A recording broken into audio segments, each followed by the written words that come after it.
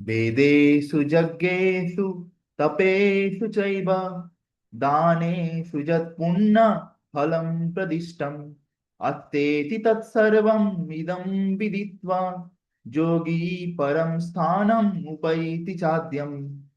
বেদেষু যজ্ঞেষু তপেষু চৈব দানেষু যৎ পুণ্য ফলম প্রদিষ্টম অত্তেতি তৎসর্বম ইদম বিদিত্বা যোগী পরম স্থানম উপৈতি চাদ্যম। Very famous শ্লোক। এই শ্লোকটা হচ্ছে যে অষ্টম অধ্যায়ের শেষ শ্লোক। ঠিক আছে? তো এই শ্লোকটাতে আহ যে ট্রান্সলেশনটা আছে সেটা খুবই গুরুত্বপূর্ণ। A person who accepts the path of devotional service is not bereft of the result derived from studying the Vedas, performing sacrifice, undergoing austerities, giving charity, or pursuing philosophical and fruitive activities. ওকে, তো এখানে বলছে যে একজন ব্যক্তি যে ভক্তি যোগের পথকে অনুশীলন করছে বা ভক্তি যোগের মার্গ বা ভক্তি মার্গকে অনুশীলন করছে, সে কিন্তু এই সমস্ত ফল থেকে বাদ যাবে না। মানে কেউ বলতে পারে দেখো, এই লোকটা ভক্তি করছে, এ তো বেদ হয়তো অত বেশি পড়েনি, অনেকে দেখবে অনেক বড় বড় বেদ পড়ছে কিন্তু ভক্তি জানে না।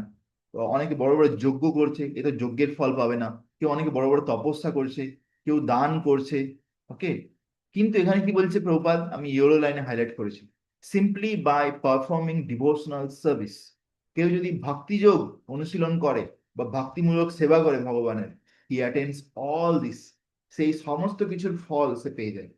বুঝা গেছে? মানে ভাবো যে আমরা ভক্তি করে কি কি জিনিস পাচ্ছি।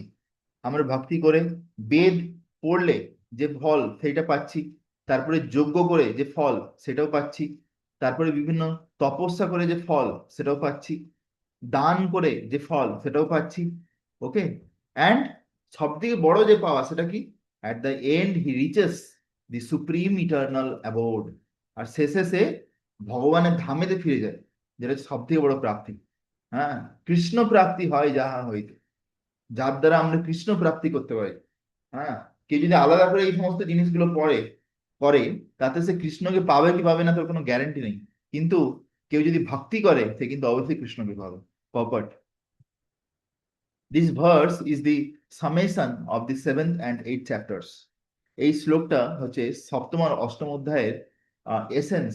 যদি এটা সপ্তম অধ্যায় হয়, এটা অষ্টম অধ্যায় হয়, দুটোর এসেন্স হচ্ছে এই শ্লোকটা, 20 শ্লোকা, which particularly deal with Krishna consciousness and devotional service, যেটাতে আমরা কৃষ্ণ ভক্তি আর ভক্তি যোগের বারে আমরা দেখতে পাচ্ছি। One has to study the Vedas under the guidance of spiritual master. আমাদেরকে বেদ বা ভাগবত গীতা কিভাবে পড়তে হবে, একজন গুরুর নির্দেশনায় আমাদেরকে পড়া উচিত। বুঝা গেছে? গুরুর নির্দেশনায়। নিজেরা নিজেরা পড়ে আমরা কতটা কি বুঝবো তার ঠিক নেই, কিন্তু আমরা যদি গুরুর নির্দেশনাতে যদি পড়ি, তাহলে চান্স আছে যে আমরা কিছু বুঝতে পারি। হ্যাঁ, and undergo many austerities and penances while living under his cares. আর গুরুর কাছে যখন থাকি তখন আমাদেরকে অনেক তপস্যা করা উচিত। হ্যাঁ, অনেক নিয়ম কানুনে জীবন পালন করা উচিত। আর brahmachari has to live in the, একজন ব্রহ্মচারীকে তার গুরুর গৃহে একজন দাসের মতন ভাবে থাকা উচিত, গুরুর সেবক হিসাবে। আর তাকে দরজা থেকে দরজায় গিয়ে গুরুদেবের জন্য ভিক্ষা করা উচিত, মানে গুরুদেবের সেবা করা উচিত।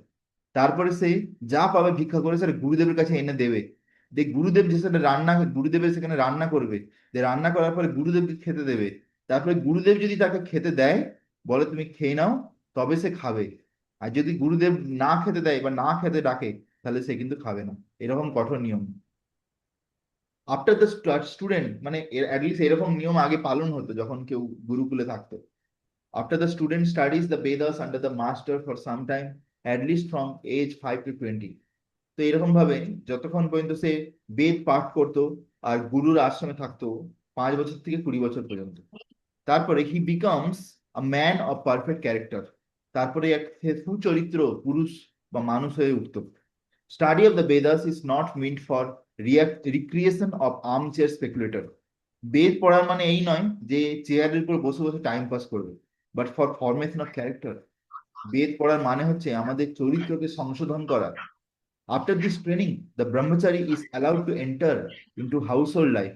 তো এই যে ব্রহ্মচারী ট্রেনিং, এটা যখন হয়ে যেত, তারপরে একজন ব্রহ্মচারী সেই গৃহস্থ জীবনে প্রবেশ করত।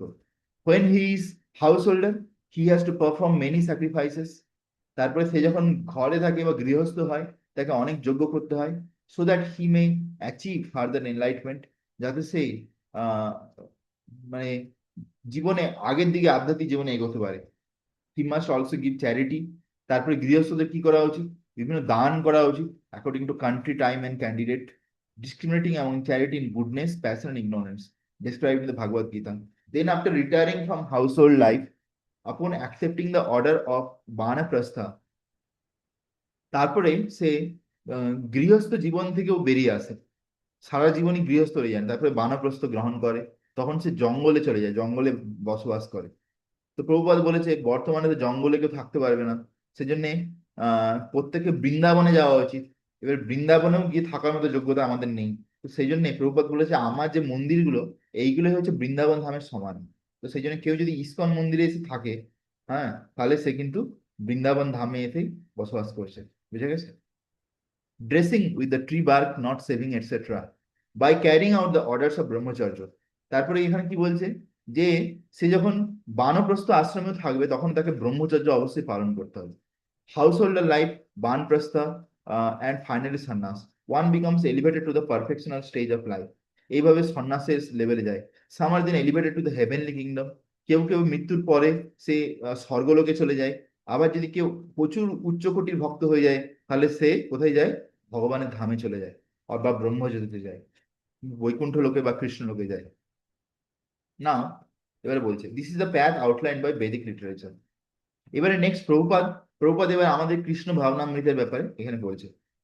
The beauty of Krishna consciousness however is that, Krishna ভাবনামৃতের সৌন্দর্য হলো যে, that by one stroke, by engaging in devotional service, one can surpass all the rituals of different orders of life. কেউ যদি শুরু থেকেই ভগবানের প্রেমময়ী ভক্তিতে লেগে যায়, ভগবানের যে দিব্য নাম, এই যে if one chants the sweet names, কৃষ্ণর যে মধুর নাম, এই হরিনাম প্রথম থেকেই যদি সে প্রেমের সঙ্গে জপ করে, প্রেম হরিনাম যদি জপ করে, আর সে যদি ভালো করে চারটি নিয়ম পালন করে, গুরুর নির্দেশনায় জীবনযাপন করে, কৃষ্ণের সেবা করে, কৃষ্ণকে ভালোবাসা শিখে, তাহলে কি হয়? By one stroke, by engaging in devotion service, সেই ভক্তিযোগের মাধ্যমে one can surpass all the rituals of different orders of life. তাহলে সে মানে বানপ্রস্থ বা আরো বিভিন্ন যে সিস্টেম আছে, এই সিস্টেম থেকে গিয়ে আলটিমেটলি যেটা পেতো, সে ভক্তিযোগের মাধ্যমে সবকিছু পেয়ে যায়। ও লাইনটা আরেকবার বলুন। তো হরে এখানে কৃষ্ণ বাবু, হ্যাঁ, এখানে বলছে, তার লাইনটা আরেকবার বলুন। হ্যাঁ হ্যাঁ, এখানে বলছে যে কেউ যদি কৃষ্ণ কৃষ্ণ ভাবনামৃতের সৌন্দর্য হলো এই যে, যে কেউ যদি কৃষ্ণ ভাবনামৃতে ঠিক করে নিজেকে নিযুক্ত করে, মানে গুরুর নির্দেশনায়, গুরু যেভাবে বলছে সেইভাবে সে যদি ভালো করে ভক্তি আর ভক্তি করে আর ভক্তিমূলক সেবাতে নিজেকে পুরোপুরি লাগিয়ে দেয়, তাহলে কি হয়? সে যে বিভিন্ন আশ্রমের যে বিভিন্ন নিয়ম কানুন আছে, সেই সব নিয়ম কানুন যদি পালন যদি নাও করতে পারে, তবুও সে কিন্তু জীবনের যে আসল পুরুষার্থ, মানে কৃষ্ণ প্রাপ্তি বা কৃষ্ণ প্রেম, সে সেটা লাভ করতে পারে। বুঝা গেছে? তো এইটা হচ্ছে বিউটি অফ কৃষ্ণ কনসাসনেস, যে আমরা যদি ভালো করে নাম জপ করি তাহলে আমরা কি পেতে পারি, হ্যাঁ না? সেটাই। আজকাল দেখি যে আমরা বিভিন্ন লোক বিভিন্ন রকম কত কিছু নিয়ম পালন করছে। কেউ সকালে উঠে সূর্যের দিকে তাকিয়ে সূর্য প্রণাম করছে, কেউ সূর্যের দিকে তাকিয়ে জল ঢালছে, হ্যাঁ না? কেউ গিয়ে বিভিন্ন নদীতে গিয়ে স্নান করতে যাচ্ছে, কেউ কোনো মাসে এইটা খাবে না সেটা খাবে না, কত নিয়ম করছে, বহু কিছু করছে, বহু যজ্ঞ করছে, বহু বহু কিছু করছে। কিন্তু আমরা যদি এইসব জিনিস যদি নাও করি, কিন্তু আমরা যদি ভালো করে কৃষ্ণ ভাবনা ভাবিত হতে পারি, তাহলে আমরা সবকিছুর ফল একসাথে পেয়ে যেতে পারি। যেমন ধরো একটা উদাহরণ দেওয়া যেতে পারে, যে ধরো একটা ব্যাটসম্যান ঠুকুর ঠুকুর ঠুকুর করে 10 বলেতে রান নিয়ে নিয়ে সে ছ ছ ছ রান করলো সাপোজ, ঠিক আছে? কিন্তু আরেকজন ব্যাটসম্যান এসে একটা জোরে ধাক্কা মারলো বলকে, বল গেল বাউন্ডারি সেই বারে, ঠিক আছে? তাহলে কি হলো? সে এক ধাক্কাতে কি হলো, ওয়ান স্ট্রোকেতে 6 ছক্কা, ঠিক আছে? তো সেরকম হচ্ছে ব্যাপার, বুঝে গেছে? ভক্তি হচ্ছে যে এক ধাক্কায় ছক্কা, সিক্সার, ঠিক আছে? কিন্তু বাকি যে জিনিসগুলো আছে সেগুলো হচ্ছে যে টেস্ট ম্যাচের মতন, সেখানে বহু লম্বা খেলা চলবে, কত জীবন ধরে চলবে তার ঠিক নেই। দ্য ওয়ার্ডস ইদম বিদিত্বা indicate that one should understand the instruction given by Sri Krishna in this chapter and 7th chapter of Bhagavad Gita. আমাদের উচিত এই সপ্তম আর অষ্টম অধ্যায়ে ভগবান যেসব আদেশগুলো দিয়েছে সেগুলোকে ভালো করে বোঝা আর বারবার পড়া বা শ্রবণ করা। One should try to understand this chapters not by scholarship or mental speculators. দেখো এখানে প্রভুপাদ খুব ভালো লাইন বলছে, যেটা আমি ব্লু কালারের লাইনে হাইলাইট করেছি, যে আমাদেরকে এই ভাগবত গীতা সপ্তম অধ্যায় আর অষ্টম অধ্যায়, এটা শুধু আমাদের মাথা দিয়ে আমাদের পুঁথিগত বিদ্যা দিয়ে বা মাথা দিয়ে বোঝা উচিত নয়, but by hearing them in the association with devotees. কিন্তু আমাদেরকে ভক্তদের সঙ্গে এটাকে শ্রবণ করা উচিত বা পাঠ করা উচিত। যখন ভক্তদের কাছ থেকে আমরা যেটা শ্রবণ করি, এই ভাগবত গীতার এই জ্ঞান, ঠিক আছে, তখন এটা বেশি করে কাজ করে বা আমরা বুঝতে পারি। হ্যাঁ, যেমন আমি মনে করি, আমি আগে ভাগবত গীতা পড়েছিলাম, তাতে আমি যা বুঝতে পেরেছিলাম, তারপরে আমি যখন ভক্তি শাস্ত্রী পড়লাম আমাদের একজন দু তিনজন সিনিয়র ব্রহ্মচারীর কাছ থেকে, তারপরে আমরা 1 বছর ধরে ভাগবত গীতা পড়েছিলাম ভক্তি শাস্ত্রীতে। ঠিক আছে, সেটা 2023 সালের কথা। তখন আমরা অনেক বেশি বুঝতে পারি। ঠিক আছে, তারপরে এখন যখন পড়ছি, আরো আরো অনেক কিছু নতুন নতুন পয়েন্টস আসছে। ভাগবত গীতার সাক্ষাৎ কৃষ্ণ, সে হচ্ছে আমাদের শ্রদ্ধা অনুযায়ী আমাদের সঙ্গে আদান প্রদান করে। চ্যাপ্টার 7 থ্রু 12 আর এসেন্স অফ ভাগবত গীতা। তো এখানে প্রভুপাদ লিখছেন যে ভাগবত গীতার সপ্তম অধ্যায় থেকে 12 নম্বর অধ্যায় হচ্ছে ভাগবত গীতার সার। ঠিক আছে, the first 6 and last 6 chapters are the covering for the middle 6 chapters. Prabhupada বলছে প্রথমে 6টা চ্যাপ্টার আর শেষের 6টা চ্যাপ্টার, এইটা হচ্ছে যে একটা আহ বইয়ের মানে বাইরের দুটো কভারের মতন। ঠিক আছে, আর মাঝখানে যে 6টা চ্যাপ্টার সেটা হচ্ছে এসেন্স, যেটাকে বাইরের দুটো কভার মানে ইয়ে করে রেখেছে, মানে ঢাকা দিয়ে রেখেছে ভালো করে। ঠিক আছে, if one is fortunate enough to understand Bhagavad Gita, কেউ যদি খুব ভাগ্যবান হয় যে ভাগবত গীতা সে বুঝতে পারে, হ্যাঁ, স্পেশালি দিস মিডল 6 চ্যাপ্টার্স, বিশেষ করে এই মাঝের যে 6টা চ্যাপ্টার আছে, এটা যদি কেউ বুঝতে পারে, হ্যাঁ, কিভাবে বুঝতে পারবে? In the association of devotees. যদি ভক্ত সঙ্গে যদি এই ভাগবত গীতা পাঠ করে, then his life at once become glorified, তাহলে তার জীবন ধন্য হয়ে যায়। গ্লোরিফাইড এই কথাটার মানে কি? ধন্য ধন্য হয়ে যায়। বিয়ন্ড অল পেনেন্টস, সে বিভিন্ন তপস্যা করে যে ফল পেত, যজ্ঞ করে যে ফল পেত, দান করে যে ফল পেত, হ্যাঁ, অনেক কিছু তর্ক বিতর্ক করে যে ফল পেত, সে সব ফল পেয়ে যায় যদি সে সাধু সঙ্গে এই ভাগবত গীতা যদি পাঠ করে বা সাধুদের কাছ থেকে যদি শ্রবণ করে। For one can achieve all the result of this activities simply by Krishna consciousness. হ্যাঁ, এই যে লাইনটা কি বলছে? বেদেষু যজ্ঞেষু দানেষু চাইবা, হ্যাঁ না, এই যে শ্লোকটা বারবার মনে রাখবে, যে বেদ, দান, যজ্ঞ, তপস্যা করে যে ফল পায়, ভক্ত শুধু ভক্তি করে সেই ফল পেয়ে যায়। ঠিক আছে, বাইরের লোকদেরকে বললে এটা সহ্য করতে পারবে না, যে ভক্তরা এত সহজে কি করে পেয়ে যায়। কিন্তু দিস ইজ দ্য ফ্যাক্ট, এটাই ফ্যাক্ট, এটা কৃষ্ণ বলছে। প্রথমে কৃষ্ণ বলছে, সাক্ষাৎ ভগবান, তারপর কৃষ্ণ শুদ্ধ ভক্ত প্রভুপাদ বলছে। তো আমরা আমরা নতুন কিছু বলছি না, whatever is written in Bhagavad Gita আমরা রিপিট করছি।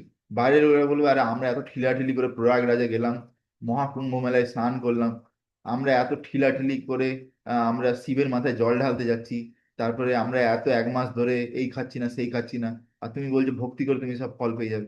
ঠিক আছে, this is the fact, but you have to do it purely. আমাদের আমাদের এটা রাস্তায় চলছি আমরা, সেই রাস্তায় চলা শুরু করেছি, বাট আমাদেরকে ভালো করে করতে হবে। আমাদের গোল হচ্ছে শুদ্ধ ভক্তি।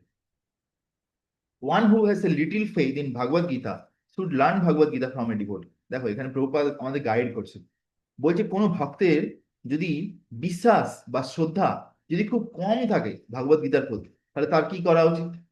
তাকে এইরকম কোনো ভক্তের কাছ থেকে শ্রবণ করা উচিত ভাগবত গীতা, যার ভাগবত গীতার উপর তার থেকে বেশি শ্রদ্ধা আছে অ্যাটলিস্ট।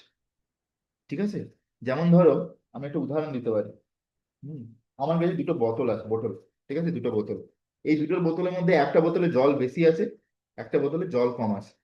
ঠিক আছে, তো যেখানে জল বেশি আছে সেখান থেকে জল কম যেখানে সেখানে ঢালতে পারবো, যেখানে জল নেই সেখান থেকে আমি এটা কি ঢালবো? কিছু ঢালার মতো কিছু নেই, হ্যাঁ না? তো সিমিলারলি আমাদের যদি ভিতরে শ্রদ্ধা কম থাকে, বিশ্বাস কম থাকে, আমরা যদি সেরকম ভক্তের কাছ থেকে শ্রবণ করি, হ্যাঁ, যার মধ্যে ভাগবত গীতার প্রতি আমাদের থেকে বেশি শ্রদ্ধা আছে বা ভক্তি আছে, হ্যাঁ, তাহলে কি হবে? তাহলে আমাদেরও শ্রদ্ধা বাড়বে। Because in the beginning of 4th chapter, কেননা চতুর্থ অধ্যায়ের শুরুতে it is stated clearly, Bhagavad Gita can be understood only by devotees. চতুর্থ অধ্যায়ে কি বলেছে শুরুতে? ভক্তামাম অভিজানাতি যাবন যস্যাস্মি তত্ত্বতঃ। ঠিক আছে, what is the qualification to understand Bhagavad Gita? Bhagavad Gita বুঝার জন্য যোগ্যতা কি? ভক্তামাম অভিজানাতি। ফার্স্ট তোমাকে এটা স্বীকার করতে হবে যে কৃষ্ণ হচ্ছে ভগবান। সেকেন্ড, তোমাকে কি করতে হবে? কৃষ্ণকে ভালোবাসতে হবে, কৃষ্ণকে ভক্তি করতে হবে। কিভাবে করবে? জোর জবরদস্তি নয়, হৃদয় থেকে করতে হবে। You have to love him. ঠিক আছে? তারপরে তুমি বুঝতে পারবে Bhagavad Gita. Then you love able to understand Bhagavad Gita can be understood only by devotees. সেজন্য ভক্ত ছাড়া অন্য কেউ কিন্তু ভাগবত গীতা বুঝতে পারে না। No one else can perfectly understand the purpose of Bhagavad Gita. অন্য কেউ ভাগবত গীতার যে কি জন্য ভাগবত গীতা আমাদেরকে ভগবান দিয়েছে সেটা বুঝতে পারে না। One should therefore learn Bhagavad Gita from a devotee of Krishna. সেই জন্য আমাদেরকে ভাগবত গীতা একজন ভক্তের মুখ থেকে শ্রবণ করা উচিত, নট ফ্রম মেন্টাল স্পেকুলেটার্স। হ্যাঁ, বিভিন্ন দার্শনিকের কাছ থেকে, যারা ভক্ত নয় তাদের কাছ থেকে শ্রবণ করা উচিত নয়। ঠিক আছে? যেমন তুমি ধরি ইউটিউবে ইউটিউবে খুলো যে ভাগবত গীতা লেকচার্স, ঠিক আছে, ইউটিউবেতে সেখানে তুমি কত কিছু পেয়ে যাবে। দেখবে দেখবে সেখানে ইসকনেরও অনেক লোকের ভাগবত গীতা লেকচার পাবে। তারপরে রামকৃষ্ণ মিশনেরও বিভিন্ন লোকের পেয়ে যাবে। তারপরে সদ্গুরুরও পেয়ে যাবে। তারপর আরো কত কত লোক যারা সব দেখবে টাই পরে আছে, প্যান্ট শার্ট পরে আছে, তারা তো ভাগবত গীতার লেকচার দিচ্ছে। কত ধরনের লোকের পেয়ে যাবে ভাগবত গীতার লেকচার। কিন্তু তুমি যদি তাদের ঘরে যাও, গিয়ে চেক করো, আমি ইসকনের লোকের কথা বলছি না, ইসকনের বাইরে, ঠিক আছে, যদি কারো ঘরে যাও বা চেক করো পার্সোনাল লাইফ, দেখবে কেউ হয়তো মাছ মাংস ডিম আন্ডা দাবাচ্ছে, কেউ হয়তো মদ খাচ্ছে, সিগারেট খাচ্ছে, কেউ ইলিসিট সেক্স করছে, কেউ মিথ্যে কথা বলছে, কেউ টাকার পিছনে দৌড়াচ্ছে। তো এদের মধ্যে ভক্তির ভাব পর্যন্ত নেই। এদের মধ্যে ভক্তির ভাব পর্যন্ত নেই, কৃষ্ণকে কোনো ভালোবাসা নেই। এদের মুখ থেকে ভাগবত গীতা শুনে কি বা বুঝবে? কিছু বুঝতে পারবে না। ঠিক আছে? কেননা আহ আমার মনে পড়ছে কোন চ্যাপ্টারে আছে। আহ শ্রীমদ ভাগবতমে, শ্রীমদ ভাগবতমে তৃতীয় স্কন্ধ, থার্ড ক্যান্টো, তাতে কপিল মুনি তার মা দেবহূতি, কপিল মুনি তার মা দেবহূতিকে বলছে, সতাম প্রসঙ্গাম মম বীর্য সম্বিদ ভবন্তি হৃৎকর্ণ রসায়ন কথা। হ্যাঁ, তজ্জসনা যস্য অপবর্গ বর্তমানি শ্রদ্ধা রতির ভক্তির অনুক্রমেশ্বরী। ঠিক আছে? সেখানে সবার ফার্স্ট লাইনে কি বলছে? সতাম প্রসঙ্গম। এখানে সতাম, সতাম কথাটার মানে কি? যে সৎ, মানে যে সাধু সন্ত, ঠিক আছে, যে সাধু মানে আমার ভক্ত, যে সতাম প্রসন্নাম, তার কাছ থেকে তুমি যখন উম, কি আমার কোনো ব্যাপারে কোনো শ্রবণ করবে, মানে যেমন ভাগবত গীতা ভাগবতম এগুলো যখন শ্রবণ করবে সাধুর মুখ থেকে, তারপরে কি বলছে? মম বীর্য সম্বিদ, তার মুখ থেকে যেটা বেরোচ্ছে সেটা শুধু তার শব্দ নয়, সেটা আমার শব্দ, আমার শক্তি তার মধ্যে আছে, যেহেতু সে আমার ভক্ত, আমাকে ভালোবাসে। ঠিক আছে? বীর্য, বীর্য কথাটার মানে কি? আমাদের মানে ভগবানের শক্তি বীর্য মানে, মানে ভগবান কপিল মুনি কি বলছে? মম বীর্য সম্বিদ, আমার যে শক্তি সেইটা সে সাধুর মধ্যে থেকে প্রবাহিত হয় তার বাণীর মাধ্যমে। ঠিক আছে? হ্যাঁ, তারপরে কি বলছে? কেউ যদি শ্রবণ করে কান দিয়ে কোনো সাধুর কাছ থেকে, তাহলে কি হবে? ভবন্তি হৃৎকর্ণ রসায়ন কথা। প্রথমে কানে যায় সেই কথা, তারপরে সে যদি ভালো করে শ্রদ্ধার সঙ্গে শ্রবণ করে, সেটা হৃদয়ে যায়, হৃদয়ে, হৃৎকর্ণ। হ্যাঁ, রসায়ন কথা, রসায়ন মানে, রসায়ন মানে কি জানো? রসায়ন মানে যেমন কেমিস্ট্রি নিয়ে যারা পড়াশোনা করেছে, আমি কেমিস্ট্রি নিয়ে পড়েছি, তখন আমি দেখেছি যে আহ, যে কেমিক্যাল কেমিক্যাল এমন একটা জিনিস, যে তুমি যদি দুটো কেমিক্যাল একসাথে মিলিয়ে দাও, কিছু না কিছু হবে, এই চুপচাপ থাকবে না, কিছু না কিছু কাজ হবে তার। ঠিক আছে? হয় আগুন ধরবে, হয় ভুস করে উঠবে, কিছু একটা গ্যাস ছাড়বে, বা ফুটবুট বুদবুদ কোথাও থাকবে। ঠিক আছে? কিছু না কিছু একটা হবে। তো সেরকম যখন আমরা শুদ্ধ ভক্তের বা বা অ্যাটলিস্ট আমাদের থেকে উচ্চ কোটির ভক্ত, বা যার ভগবানের প্রতি শ্রদ্ধা আছে, এরকম কোনো সাধু বা বৈষ্ণবের মুখ থেকে আমরা যখন হরি কথা বা ভাগবত গীতা ভাগবতম বা চৈতন্য চরিত যখন আমরা শ্রবণ করি, তখন কি হয়? ভবন্তি কর্ণ রসায়ন কথা। ঠিক আছে? রসায়ন কথা, তখন তার হৃদয়ে সেটা গিয়ে কাজ করে, সেটা গিয়ে কাজ করে। ধীরে ধীরে ধীরে ধীরে তার মনে হয় যে আমাকে আমার জীবনে পরিবর্তন করা উচিত, আমাকে এই জিনিসগুলো পালন করা উচিত, যেটা আমি শ্রবণ করলাম। তারপর কি বলে? তজ্জোষণাৎ যস্য অপবর্গ বর্তমান। আজকে যদি ধীরে ধীরে ডেলি যদি প্রায় বা কন্টিনিউ যদি শ্রবণ করতে থাকে, তাহলে কি হবে? তার মধ্যে যত অপবর্গ, অপবর্গ, ঠিক আছে, হ্যাঁ, তো আহ অপবর্গ মানে এসে যে আহ পবর্গ, পবর্গ মানে কি? পরিশ্রম। তারপরে আহ ফ মানে কি? ফোম, মুখ দিয়ে ফোম বেরোয়, মুখ ফেনা বেরোয়। ঠিক আছে? ব মানে কি? ব্যর্থ, অনেক পরিশ্রম করে তবুও জীবন বারবার ব্যর্থতার শিকার হয়। তারপরে কি হয়, ব, ভ। ভ মানে ভয়, আর ম মানে মৃত্যু শেষে। এই পাঁচটা জিনিস লোকে ঘিরে রেখেছে পবর্গ। কিন্তু অপবর্গ মানে কি? অপবর্গ মানে কেউ যদি ভক্ত হয়ে যায়, তখন এই এই পবর্গের উপরে চলে যায়, সেটা হচ্ছে অপবর্গ। ঠিক আছে? তো ধীরে ধীরে আমরা যখন ভক্ত হয় বা ভক্তি করি, আমরা যদি ভালো করে শ্রবণ করি গুরু সাধু বৈষ্ণবের কাছ থেকে, হ্যাঁ, তাহলে কি হয়, আমরা আমাদের মধ্যে অপবর্গ আছে চলে আসে, হ্যাঁ, বর্তমানে। তারপরে লাস্টের লাইনে কি বলছে? শ্রদ্ধা। তার মধ্যে ধীরে ধীরে শ্রদ্ধা আসে, মানে সেই বৈষ্ণব বা গুরুর মধ্যে যে শ্রদ্ধাটা আছে, সেই শ্রদ্ধাটা সেই গুরুর কাছ থেকে যে শ্রবণ করছে তার মধ্যে চলে আসে। This is the amazing thing. ঠিক আছে? মানে আমরা যদি ভালো করে শ্রদ্ধার সঙ্গে আমরা শ্রবণ করি, আমরা যার কাছ থেকে শ্রবণ করছি তার মধ্যে যে শ্রদ্ধাটা আছে, সেই শ্রদ্ধার কিছুটা অংশ আমাদের কাছে চলে আসে। এর মানে এই নয় যে তার মধ্যে শ্রদ্ধা কম হয়ে যায়। হ্যাঁ, তার মধ্যে শ্রদ্ধা থাকে, কিন্তু তার মধ্যে কিছুটা আমাদের কাছে কৃপা, কৃপা স্বরূপে চলে আসে। যেমন ধরো সাগরের থেকে যদি দু তিন ফোঁটা জল তুমি যদি নিয়ে নাও, খেয়ে নাও, সে নুন নুন জল, তা সাগর কি বলবে দেখো আমার জলকে কম করে দিল? এরকম কোনোদিন হবে? কোনোদিন কম হয় না। তো সেরকম শ্রদ্ধা, তারপরে রতি। রতি মানে ভালোবাসা কৃষ্ণের প্রতি, হ্যাঁ, শ্রদ্ধা, রতি, ভক্তি। আর কি হয়, হৃদয় ভক্তি জাগে। ঠিক আছে? অনুক্রমিষ্যতি, ধীরে ধীরে ধীরে ধীরে ওয়ান বাই ওয়ান তার মধ্যে চলতে আসতে থাকে। ঠিক আছে? সেই জন্য বলছি যে no one else can perfectly understand the purpose of Bhagavad Gita. তো সেই জন্য ভক্ত ছাড়া কেউ কিন্তু বুঝতে পারে না যে ভগবান ভাগবত গীতা কেন বলেছে। One should therefore learn Bhagavad Gita from a devotee of Krishna. সেই জন্য এখানে প্রভুপাদ দেখো বারবার বলছে, আমি হাইলাইট করেছি যে আহ একজন ব্যক্তির উচিত ভাগবত গীতা একজন ভক্তের কাছ থেকে শ্রবণ করা, নট ফ্রম মেন্টাল স্পেকুলেটার্স। অন্য কোনো লোকের কাছ থেকে শ্রবণ করা উচিত নয়। This is a sign of faith. দেখো, আর বিশ্বাস বা শ্রদ্ধার পরিচয় কি?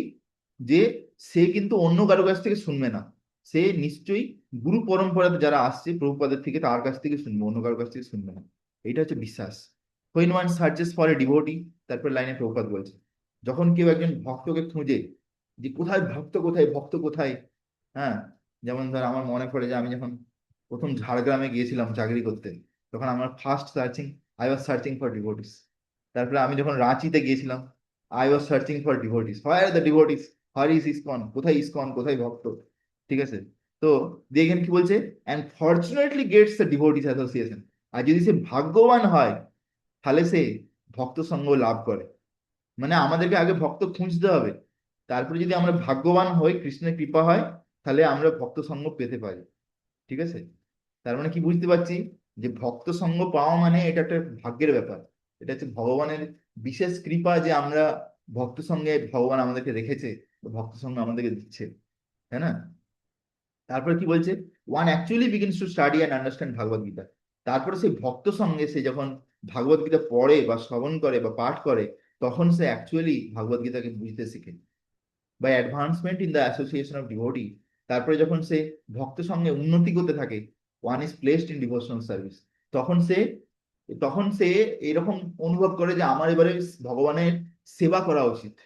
আমি অনেক শ্রবণ করছি, কিন্তু আমাকে এবারে অভিদেহ করতে হবে, অভিদেহ। আমরা যে শ্রবণ করছি এটা হচ্ছে সম্বন্ধ, সম্বন্ধ জ্ঞান। আমাদের ভগবানের সঙ্গে কি সম্বন্ধ, কি করা উচিত, আমরা সম্বন্ধ। কিন্তু আমাদেরকে এবার প্র্যাকটিক্যালি করতে হবে কিছু। হ্যাঁ, সেটা কি করতে হবে আমাদেরকে? অভিদেহ করতে হবে, ভগবানের সেবা করতে হবে, প্রচার করতে হবে। হ্যাঁ, ভগবান প্রভুপাদ যেটাতে খুশি হবে সেটা আমাদের করতে হবে। And this service dispel all one's misgiving about Krishna. আর এই সেবার মাধ্যমে কৃষ্ণকে আমরা কিন্তু সহজে বুঝতে পারি না প্রথমে।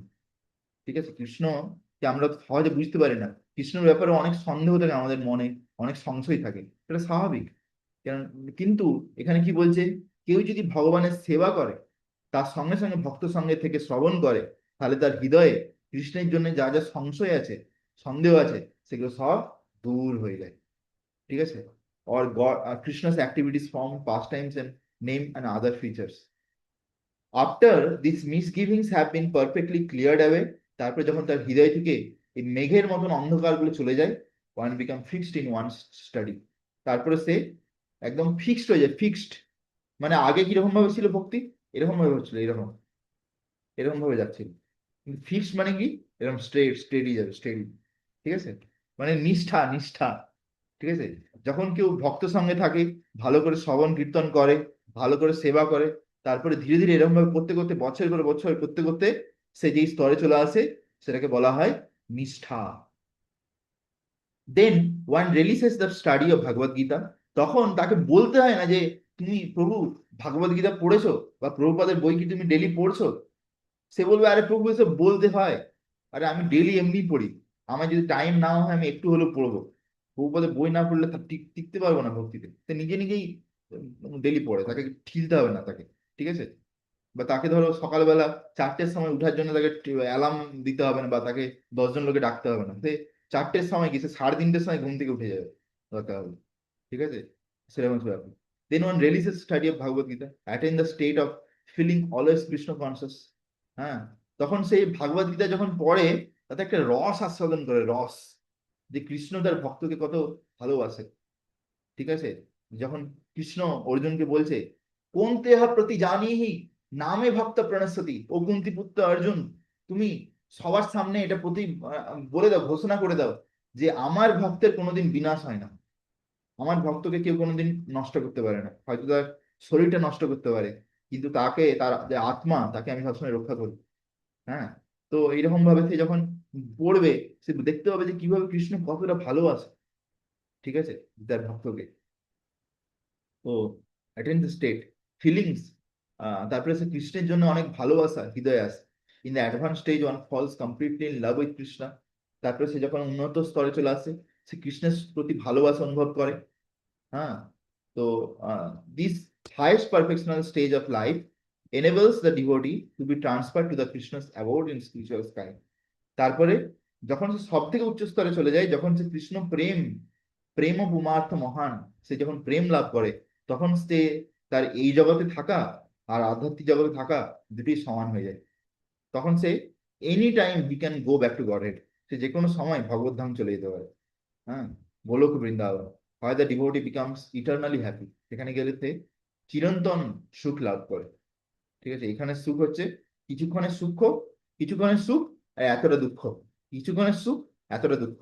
বুঝে গেছে, এক বিন্দু চিনি, এক হাত ভর্তি বিষ, এরকম হচ্ছে সুখ আর দুঃখ।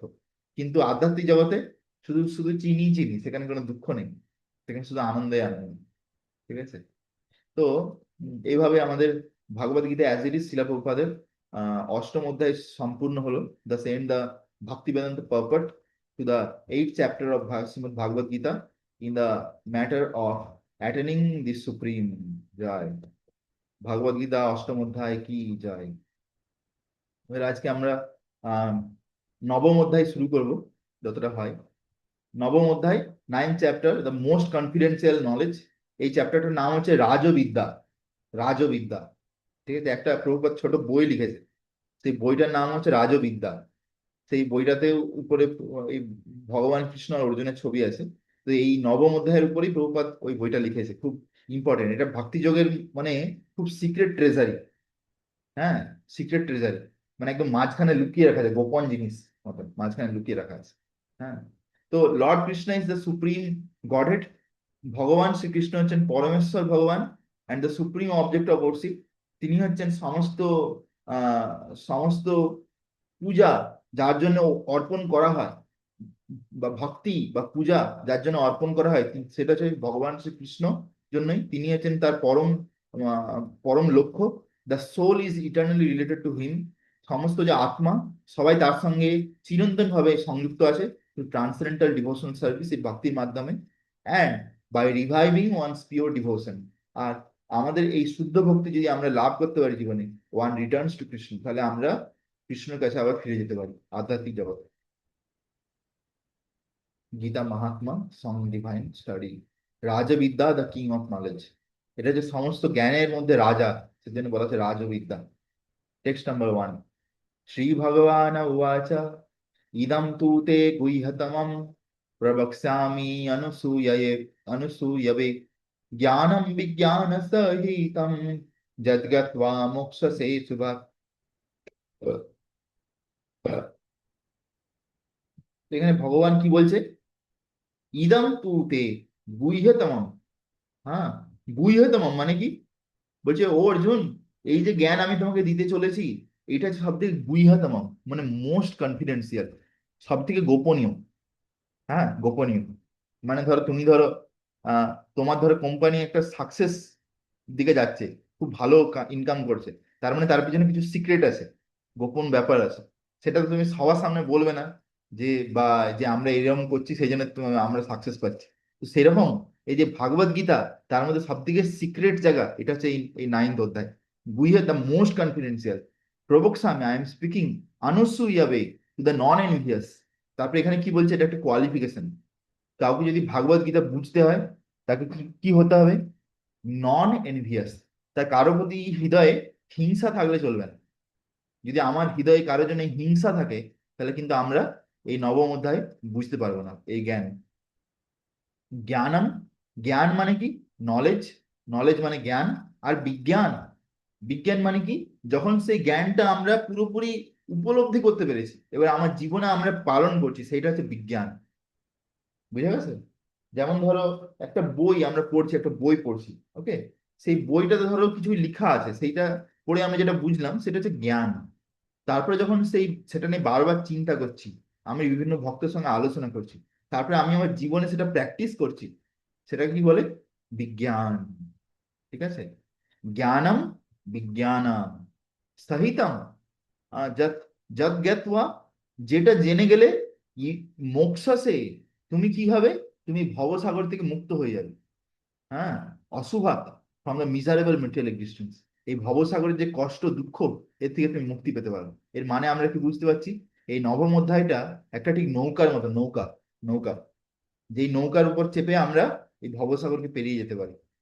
ঠিক আছে? কিন্তু তার জন্য কি করতে হবে? আমাদের হৃদয়ে কোনো এনভি বা হিংসা রাখলে চলবে না। আর আমরা যেটা শ্রবণ করছি সেটাকে পালন করতে হবে আমাদের জীবনে, আর ভক্তি করতে হবে। Translation: the supreme personality of Godhead said, পরমেশ্বর ভগবান শ্রীকৃষ্ণ বললেন, ও অর্জুন, যেহেতু তুমি কখনো কারো উপরে হিংসা করনি, হ্যাঁ, আর আমার উপরে কোনোদিন হিংসা করনি, সেই জন্য আমি তোমাকে এই সব থেকে গুহ্যতম যে জ্ঞান আমি তোমাকে দিচ্ছি, হ্যাঁ, সব থেকে গুহ্যতম উপলব্ধি আমি তোমাকে দিচ্ছি। আর যেই জিনিসটা তুমি জেনে গেলে, তুমি এই ভৌতিক জগতে যে দুঃখ কষ্ট, তার থেকে তুমি এই দাবানল থেকে তুমি মুক্তি পাবে, উদ্ধার হবে। Purport: as a devotee hears more and more about Supreme Lord, he becomes enlightened. যত আমরা বেশি করে ভগবানের কাছ থেকে শ্রবণ করি, তত আমরা ভক্তিতে আলোকিত হয়ে উঠি, উজ্জ্বল হয়ে উঠি। হ্যাঁ, this hearing process is recommended in Srimad Bhagavatam. Srimad ভাগবতমে বলা হয়েছে যে আমাদেরকে খুব বেশি করে শ্রবণ করা উচিত। The message of the supreme person of godhead are full of potencies. দেখো, যে পরমেশ্বর ভগবানের যে কথা, হ্যাঁ, মমবীর্য সম্বিত, তার মধ্যে অনেক শক্তি আছে। and these potencies can be realized if the topics regarding the supreme godhead are discussed among devotees. যদি আমরা ভক্ত সঙ্গে এটা আলোচনা করি বা শ্রবণ করি, তাহলে এর শক্তি আমরা বুঝতে পারি। This cannot be achieved by the association of mental speculators or academic scholar, for it is realized knowledge. The devotee are constantly engaged in the Supreme Lord service. এবারে বলছে ভক্তের যোগ্যতা, বা কাকে তুমি ভক্ত বলতে পারবে? যে সবসময় ভগবানের সেবাতে লেগে আছে। ঠিক আছে? কেউ বলছে, কেউ তিলক লাগিয়ে আছে, কণ্ঠিমালা পরে আছে, ভক্তের মতো ড্রেস পরে আছে, খুব দেখাচ্ছে, কিন্তু সে ভগবানের কোনো সেবা করছে না, ভগবানকে খুশি করার কোনো চেষ্টা করছে না, তাহলে সে এখনো মানে ভক্ত হওয়ার চেষ্টা করছে, এখনো পুরোপুরি ভক্ত হতে পারেনি। The Lord understands the mentality and sincerity of a particular living entity. হ্যাঁ, ভগবান বুঝতে পারে যে প্রত্যেকটা জীবের মনোভাব কিরকম, হ্যাঁ, আর সে কতটা অনুগত, হ্যাঁ, প্রত্যেকটা জীবের, and who is engaged in Krishna consciousness, যে কৃষ্ণ ভাবনামৃতে লেগে আছে, and gives him the intelligence to understand the science of Krishna। আর সেই অনুযায়ী তাকে ভগবান জ্ঞান বা বুদ্ধি দেয়, যার দ্বারা সে বুঝতে পারবে এই কৃষ্ণ ভাবনামৃত, হ্যাঁ, কৃষ্ণের বিজ্ঞানকে বুঝতে পারবে, আর সে ভক্ত সঙ্গে সেবা করবে আর শ্রবণ করবে। তাহলে আমাদেরকে ভক্ত সঙ্গে কি করা উচিত? দুটো জিনিস করা উচিত, সেবা আর শ্রবণ। সেবা, শ্রবণ। ঠিক আছে? নাহলে ভক্তদের গায়ে তো অনেক মশা মাছি এসে বসে থাকে, তাহলে তারা খুব ভক্ত সঙ্গ করছে, সেটা ভক্ত সঙ্গ নয়। ভক্তদের সঙ্গে আলোচনা করতে হবে কৃষ্ণ কথা, হ্যাঁ, আর দ্বিতীয় কি করতে হবে? ভক্তদের সঙ্গে একসাথে সেবা করতে হবে। তো discussion of Krishna is very potent, and if a fortunate person has such association and tries to assimilate the knowledge, then he will surely make advancement towards spiritualization. কৃষ্ণর ব্যাপারে যখন আমরা আলোচনা করি সেটা খুবই শক্তিশালী। তো আমরা যদি ভাগ্যবান হয়, আর আমরা যদি ভাগ্যবশত ভক্ত সঙ্গে গিয়ে এই কৃষ্ণ কথা শ্রবণ করতে পারি, তাহলে ধীরে ধীরে এই যে জ্ঞান, এটা বিজ্ঞানে পরিণত হবে, আমরা বুঝতে পারবো। তারপরে আমরা আধ্যাত্মিক জীবনে উন্নতি করব। Lord Krishna, in order to encourage Arjun to higher and higher elevation in high potent service, described in this ninth chapter, matters more confidential than any he has already disclosed. The so the very beginning of Bhagavad Gita, the first chapter is more or less an introduction to the rest of the book, and in the second chapter, তো এখানে প্রভুপাদ বলছে যে কিভাবে যে আহ, প্রথম থেকে একটা চ্যাপ্টারের ব্যাপারে বলছে সেখানে কি কি জিনিস দিয়েছে।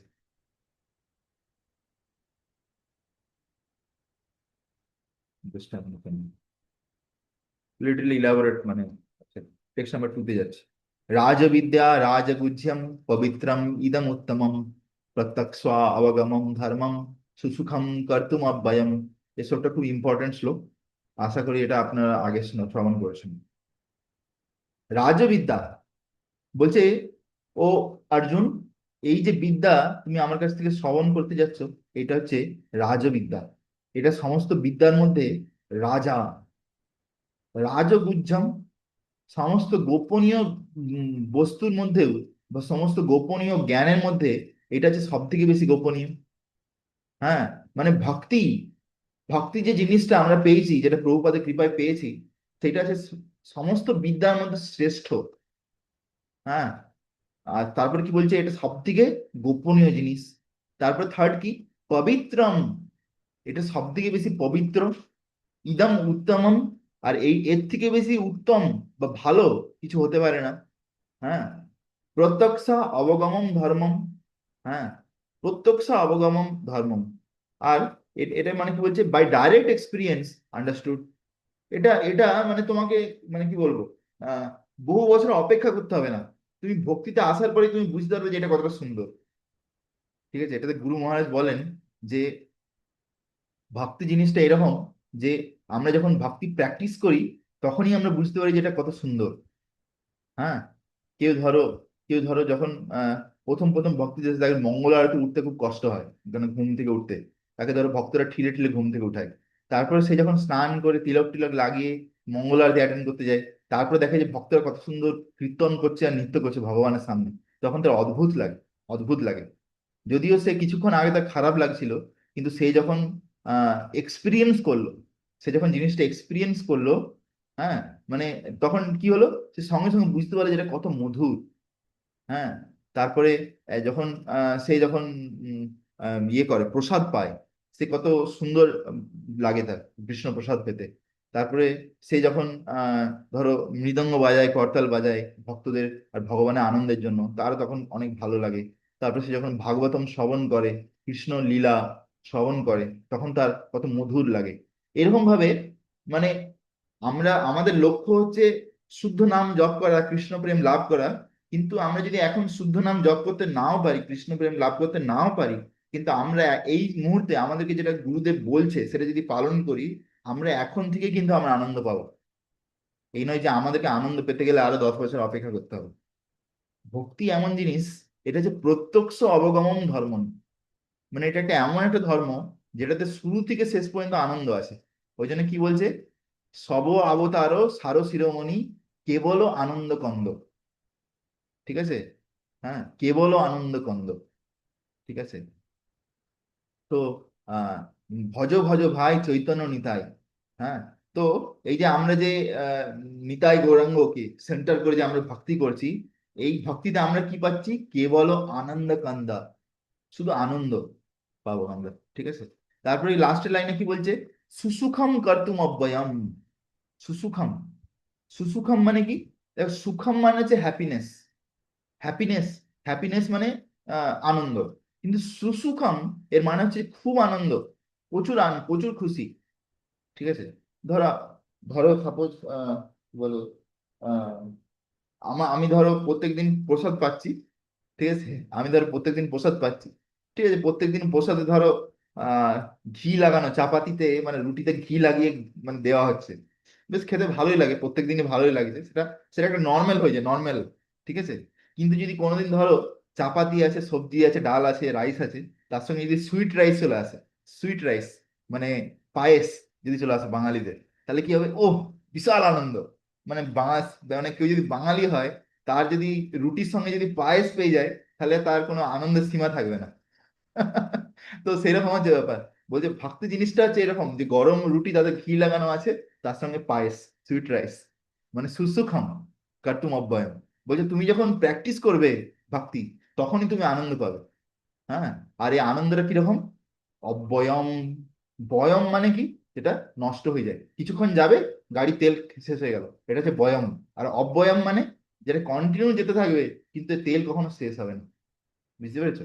তো সেরকম এই যে আনন্দ, আধ্যাত্মিক জীবনে যে আনন্দ, এই আনন্দ কিন্তু কখনো শেষ হয় না, কন্টিনিউ চলতেই থাকে। বুঝে গেছে? তো translation, this knowledge is the king of education. এই জ্ঞান হচ্ছে সমস্ত জ্ঞানের মধ্যে রাজ জ্ঞান, the most secret of all secret. সমস্ত গোপনের জিনিসের মধ্যে সব থেকে গুহ্যতর অ্যান্ড গুহ্যতম। It is the purest of knowledge, এটা সব থেকে শুদ্ধ। Because it gives direct perception of the self by realization. এর দ্বারা আমরা আত্মাকে উপলব্ধি করতে পারি। It is the perfection of religion, এটা সমস্ত ধর্মের সার। ইট ইজ এভার লাস্টিং, এটা হচ্ছে যে নিত্য চলতে থাকে, অ্যান্ড জয়ফুলি পারফর্ম। আর এটা আনন্দের সঙ্গে একজন করে। ঠিক আছে। তো সেই জন্যে আহ তো সেই জন্য এটাকে, এই যে লাইনটা, এটা কিন্তু মনে রাখবে, লাইনটা খুব ইম্পর্টেন্ট লাইন। লাস্টে যে লাইনটা এলো, যে সুসুখম কর্তুম অব্যয়ম। সেই জন্য আমিও বারবার বলি, দেখো কাউকে জোর করে কিন্তু ভক্তি করানো যাবে না। সে যদি নিজে থেকে, সে যদি না বুঝে, সে যদি না প্র্যাকটিস করে, তাকে জোর করে করানো যাবে না। হ্যাঁ। তাকে নিজে থেকে ভিতর থেকে আসতে হবে যে এই মানুষ জীবন আমি যে পেয়েছি, এটা কতটা দুর্লভ, তাকে বুঝতে হবে। হাউ রেয়ার ইট ইস। হ্যাঁ। আজকে আছে, কালকে নেই হয়তো, কোনো গ্যারেন্টি নেই। হ্যাঁ। তারপরে তাকে নিজেকে বুঝতে হবে যে আমার অলরেডি জীবনে ধরো 20-30 বছর চলে গেছে, আর কটা দিন আছে আমি সেটাও জানি না। হ্যাঁ। আমি এখনো পর্যন্ত হয়তো মানে অনর্থ নিবৃত্তি, যে আমার ভিতরে যে এত অনর্থ, তার থেকে উপরে উঠতে পারছি না। তাহলে তাকে কত ভালোভাবে সিরিয়াসলি জব করা উচিত, তার কৃষ্ণের সেবা করা উচিত। হ্যাঁ। ভক্তদের সঙ্গে থাকা উচিত। সে যদি নিজে থেকে না করতে চায়, তাকে কি করে করাবে? যেমন ধরো এই যে ক্লাস আছে, এই ক্লাসের ব্যাপারে আমি কি করতে পারি? আমি তো সবার ঘরে গিয়ে ঠক ঠক করতে পারি না দরজায়, বা সবার কোম্পানিতে গিয়ে বলতে পারি না যে প্রভু, আজকে সন্ধ্যেবেলা 7টা 15-র সময় ক্লাস হবে, আপনারা দয়া করে কাইন্ডলি প্লিজ জয়েন। এটা তো সম্ভব নয়। তো হোয়াটসঅ্যাপে মেসেজ করে দেওয়া হয়, বাট কজন জয়েন করে? ভেরি ফিউ, হাতে গোনা যাবে 2-1 জন হার্ডলি জয়েন করে। ঠিক আছে। তো সেই হচ্ছে ব্যাপার, কেউ যদি নিজে থেকে এটা না করবে, তাকে করানো যাবে না। আর যখন সে নিজে থেকে করবে ভগবানের কৃপাতে, তখন না, সরি, সে যখন নিজে থেকে করবে, তারপরে কি হবে? ভগবান তার উপর কৃপা করে, যে সে দেখে যে এই প্রসেসের মধ্যে অনেক আনন্দ আছে, সে অটোমেটিক্যালি বুঝতে পারে এই আনন্দ। হম। তখন সে, তখন কি হয়, তাকে ধরে বেঁধে করাতে হয় না, সুসুখাম কর্তুম অব্যয়ম। হ্যাঁ। যেমন ধরো আমাদের ধরো আহ যে ব্রহ্মচারীরা আছি আমরা আশ্রমেতে, ঠিক আছে। তো আমাদের যখন প্রথমে ট্রেনিং হয়েছিল ব্রহ্মচারী আশ্রমে, প্রথম 1 বছর, তখন আমাদের অনেক কিছু নিয়ম কানুন ছিল, অনেক কিছু। ঠিক আছে। তারপরে যখন সেই ট্রেনিংটা পাস হয়ে যায়, তারপরে সেই নিয়ম কানুন গুলো উঠিয়ে নেওয়া হয়, তত কিছু নিয়ম কানুন থাকে না। তারপরে কি হয়, যা কিছু করতে হবে তোমাকে নিজেকেই করতে হবে। তুমি যদি মঙ্গল আরতিতে না আসো, ঘুমাও, তোমাকে কেউ খুঁজতে আসবে না। তুমি যদি ভাগবতম ক্লাসে না যাও, তখনও যদি ঘুমাও, কেউ তোমাকে খুঁজতে আসবে না। কিন্তু ব্রহ্মচারী, সে এটা বুঝে যায় যে আমাকে এটা করতে হবে, এটা হচ্ছে ইম্পর্টেন্ট, এটা হচ্ছে আসল জীবন। আর সে এটাতে আনন্দ পেয়ে যায়, সেই জন্য সে এটা নিজের ইচ্ছায় করে। দিস ইজ দ্য পয়েন্ট, যে আমাদেরকে নিজের ইচ্ছা থেকে করতে হবে। কারো জোর জবরদস্তি, কেউ আমাকে বললে করবো, এটার জন্য অপেক্ষা করা উচিত নয়। আমাদেরকে সুসুখাম, মানে নিজের আনন্দে, নিজের আনন্দে করবো আমি। ঠিক আছে। সেটা হচ্ছে ব্যাপার। তো purport, this chapter Bhagavad Gita is called the king of education. এটা হচ্ছে সমস্ত জ্ঞানের মধ্যে রাজজ্ঞান, because it is the essence of all doctrines. এটা সমস্ত জ্ঞানের মধ্যে শ্রেষ্ঠ। And philosophies explain before, among the principals philosophers in India, Gautama, Kanada, Kapila, Yajnavalkya, Shandilya and Vaishvanara. Finally there is Vyasadeva. ভারতে অনেক বড় বড় দার্শনিক আছে, তাদের মধ্যে শ্রেষ্ঠ হচ্ছে ব্যাসদেব, যে বেদান্ত সূত্র লিখেছে। তো there is no depth of knowledge in the field of philosophy or transcendental knowledge. এই আধ্যাত্মিক জ্ঞানের কোনো শেষ নেই। Now the lord says in this 9th chapter is the king of all such knowledge. কিন্তু ভগবান কৃষ্ণ সাক্ষাৎ বলছেন এই ভাগবত গীতার যে নবম অধ্যায়, এটা হচ্ছে সমস্ত জ্ঞানের মধ্যে রাজজ্ঞান। ঠিক আছে, রাজজ্ঞান, হ্যাঁ, বা Rajavidya, the essence of all knowledge, সমস্ত জ্ঞানের সার, that can be derived from the study of the Vedas. সমস্ত বেদ পড়ে তুমি যা বুঝতে, সেটাই নবম অধ্যায়ের মধ্যে আছে। It is the most confidential because confidential or transcendental knowledge involves understanding the difference between the soul and the body. এই এই অধ্যায়তে আলোচনা করা হয়েছে যে আত্মা আর পরমাত্মার মধ্যে তফাৎ কি।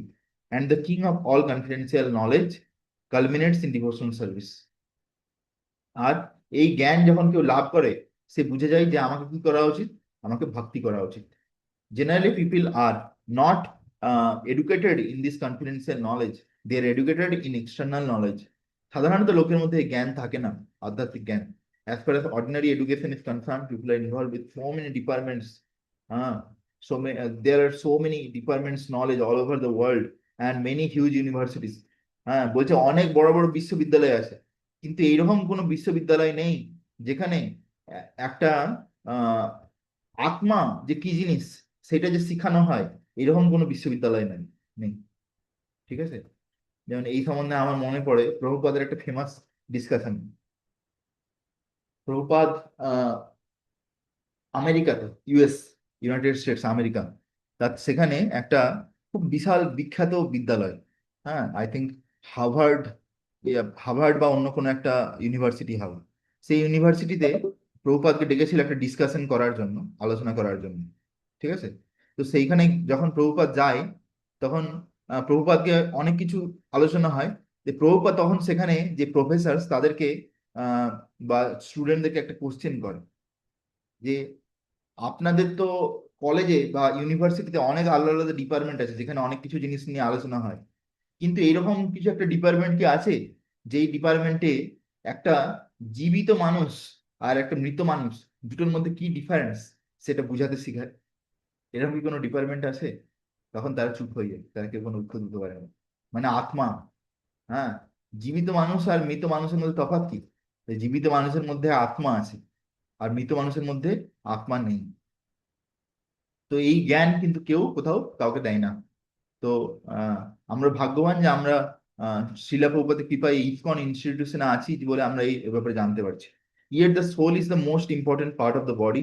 কিন্তু আত্মা হচ্ছে এই শরীরের সবথেকে গুরুত্বপূর্ণ জিনিস। Without the presence of the soul the body has no value. যদি আমাদের শরীরে যদি আত্মা আত্মা বা আমরা যদি না থাকি, তাহলে এই শরীর কি হবে? মৃত। Still people are placing great stress on bodily necessities of life. তবুও লোকেরা কি করছে? এই শরীরকে কত ঘষা মাজা করছে, হ্যাঁ, কিন্তু শরীরের ভেতরে যে আত্মা আছে তার ব্যাপারে কোনো খেয়াল রাখছে না। ঠিক আছে, এটা ঠিক এরকম করছে লোকেরা যে একটা খাঁচা, তার ভিতরে একটা টিয়া পাখি আছে, সেই খাঁচার বাইরে খুব রং হচ্ছে, পালিশ হচ্ছে, প্রচুর জল, সোনার জল ধরানো হচ্ছে, কিন্তু ভিতরে যে পাখিটা আছে সেই পাখিটাকে খেতে দেওয়া হচ্ছে না। সেই পাখিটা কিন্তু যে কোনো সময় মারা যাবে, সেরকম হচ্ছে অবস্থা। হম So, the Bhagavad Gita, especially from the second chapter on, stresses the importance of the soul. দ্বিতীয় অধ্যায় থেকে ভাগবত গীতাতে আত্মার ব্যাপারে বলা শুরু হয়েছে। In the very beginning the Lord says that this body is perishable and the soul is not perishable.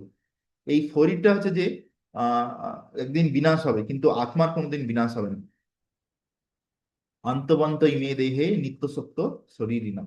That is a confidential part of knowledge. Simply, simply knowing that the spirit soul is different from this body and that its nature is immutable, indestructible, and eternal, but that gives no positive information about the soul.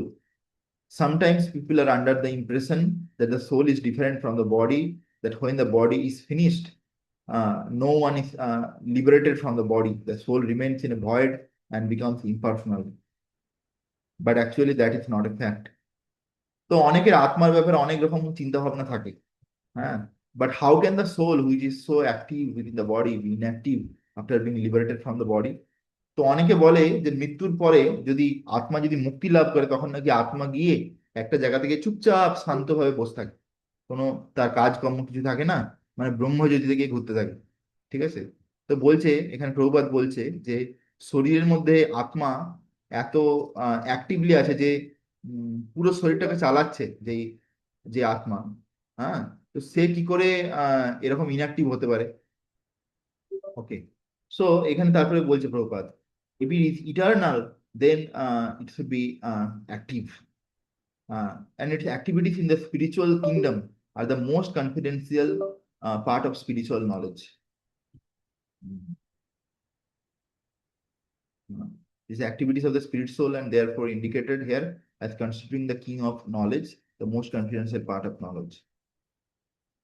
তো সেই জন্য এখানে বলছে প্রভুপাদ যে আত্মার ব্যাপারে যে জ্ঞান, এটা সব থেকে গুহ্যতম জ্ঞান।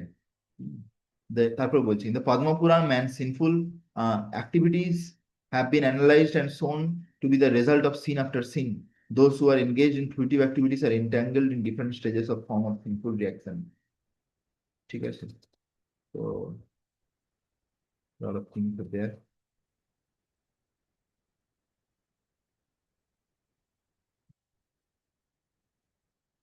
She's totally fine. Wow.